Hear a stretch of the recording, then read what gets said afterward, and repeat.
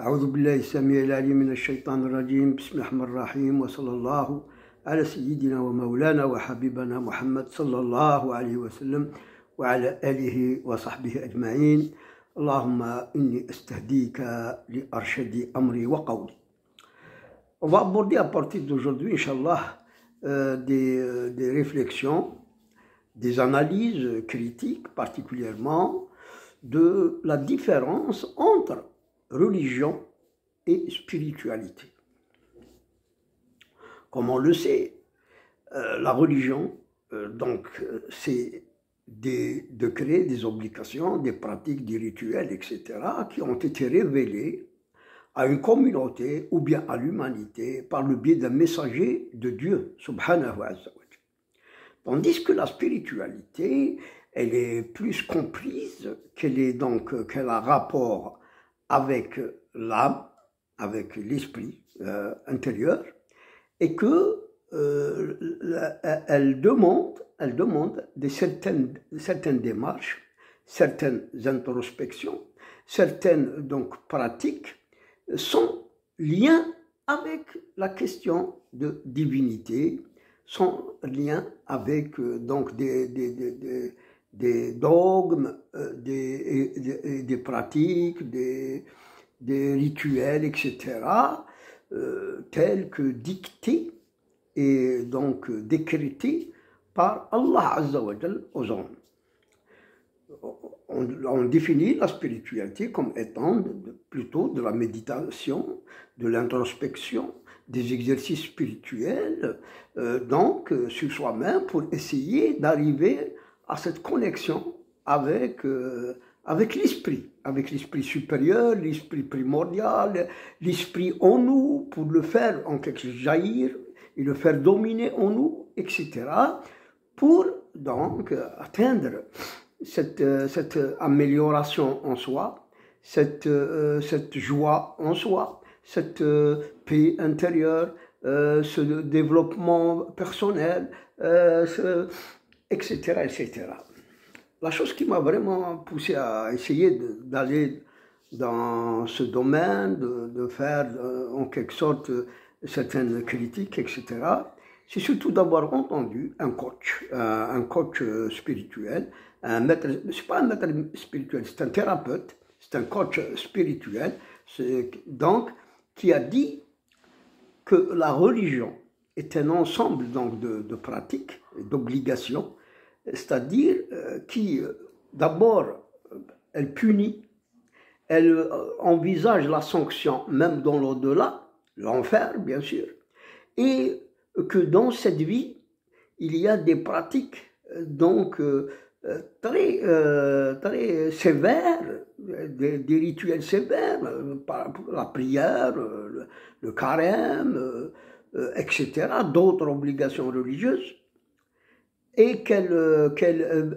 c'est-à-dire elle fait peur. La religion fait peur aux hommes, que par exemple, il y a tellement de choses que si on fait des erreurs, on commet des péchés, etc., on risque d'être sanctionné non seulement dans l'au-delà, mais ici sur terre aussi. Donc, c'est un ensemble de dogmes, de lois, de rites, de rituels, de pratiques, de croyances, de révélations, etc., qui met l'homme en quelque sorte en relation avec Allah, avec Dieu, et que c'est un code dans lequel il y a rétribution et il y a punition. Il y a voie vers Allah et il y a voie vers le diable ou l'enfer.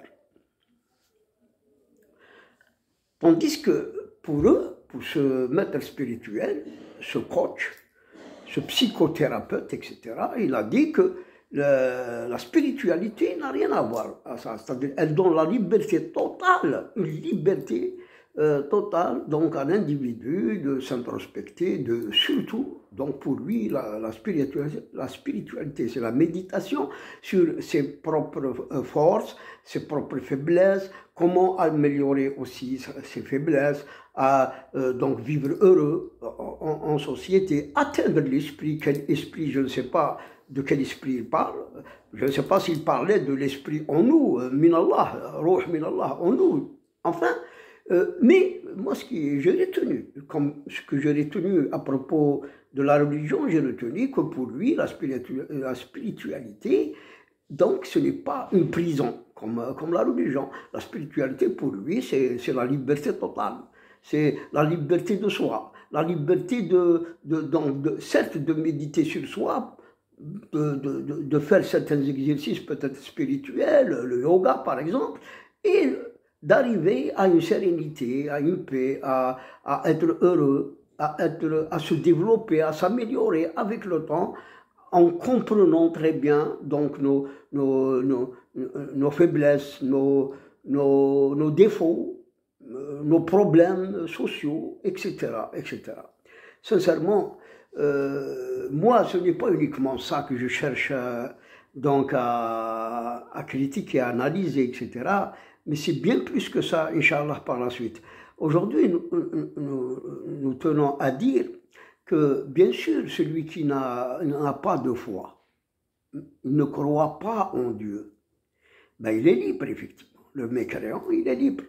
Et il fait ce qu'il veut, il peut se créer par son libre arbitre, le hawa, des divinités, des croyances, il est libre, effectivement, pour ça. De l'autre côté, quand on ne croit pas que notre Créateur, subhanahu wa jal, veut le bien pour nous, veut qu'on soit heureux ici, qu'on soit protégé, mais aussi pour qu'il nous a promis aussi le paradis. C'est surtout l'au-delà, parce que cette vie est éphémère, il arrive un jour où nous allons mourir, disparaître. Mais l'essentiel, c'est que notre âme va rester vivante. Et c'est l'au-delà qui est important, parce que l'au-delà est éternel. C'est l'éternité. Comment vendre l'éternité, la vie éternelle, pour quelques 70, 80, 90 années sur cette terre, pleine de problèmes, pleine d'épreuves, pleine de souffrances, pleine de douleurs. Donc, moi, je trouve que le mécréant qui parle comme ça, donc, n'est même pas raisonnable, n'est même pas intelligent. Il ne sait même pas faire les gains et les pertes par rapport à cette croyance, cette foi en Dieu, cette foi en l'au-delà, cette foi au jugement dernier, cette foi dans les principes, dans les recommandations, dans les obligations, dans tout ce que Dieu a décrété pour l'être humain, parce que sans ces décrets, sans ces obligations, sans cette foi que nous devons avoir vis-à-vis de notre Seigneur, subhanahu wa jal, ben, comment Allah va-t-il juger les gens? Va-t-il séparer le bon grain de l'ivraie? Va-t-il séparer le mécréant du croyant?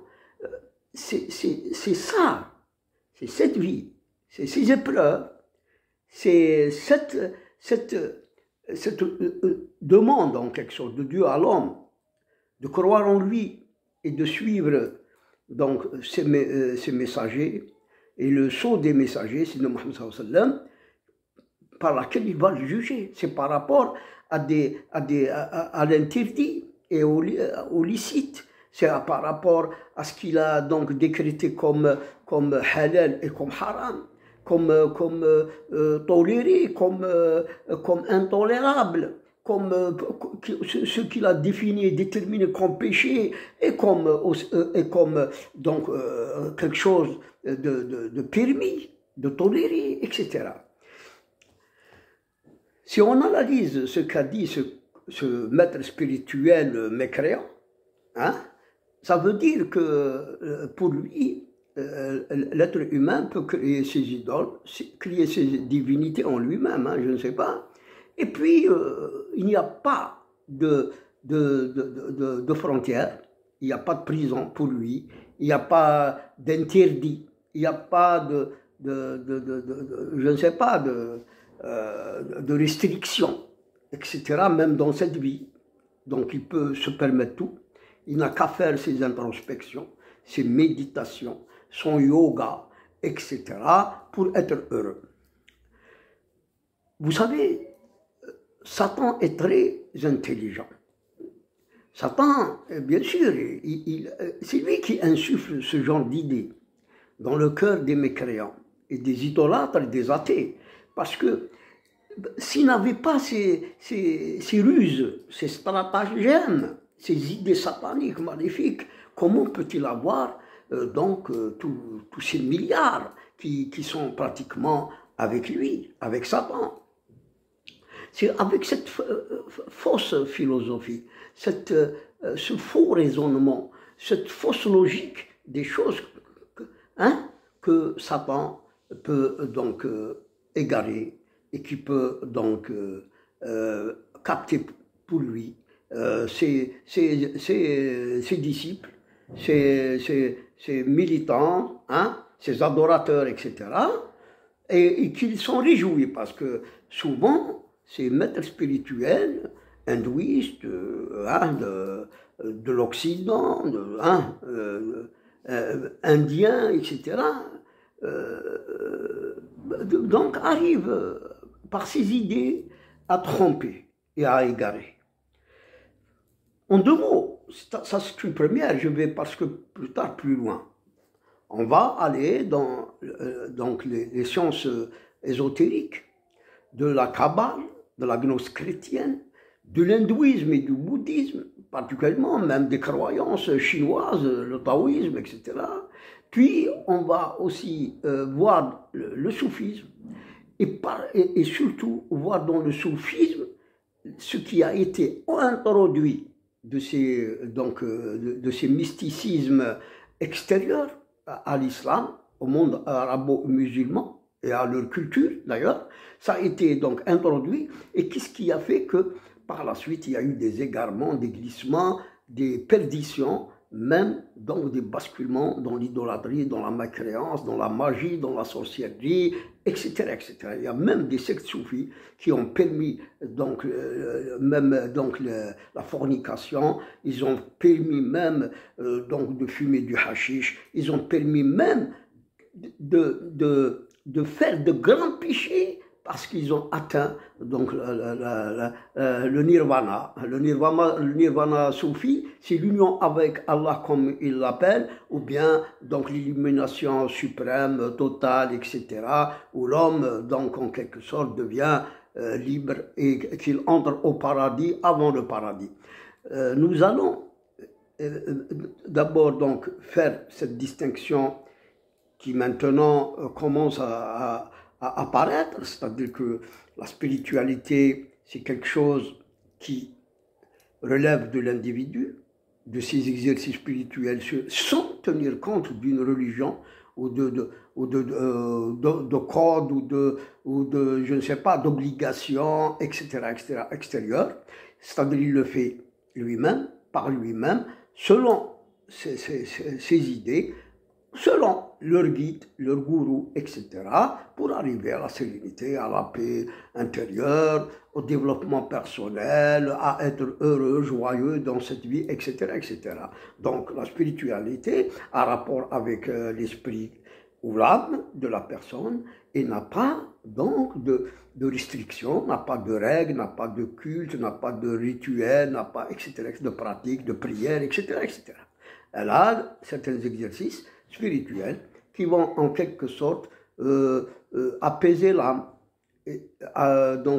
lui enlever en quelque sorte beaucoup de soucis, beaucoup d'anxiété, beaucoup de nervosité, je ne sais pas quoi, c'est un peu ça, et que le fait qu'on va se créer ce spiritualisme en soi, donc il devient pour la personne sa religion, sa pratique, sa divinité à lui, etc.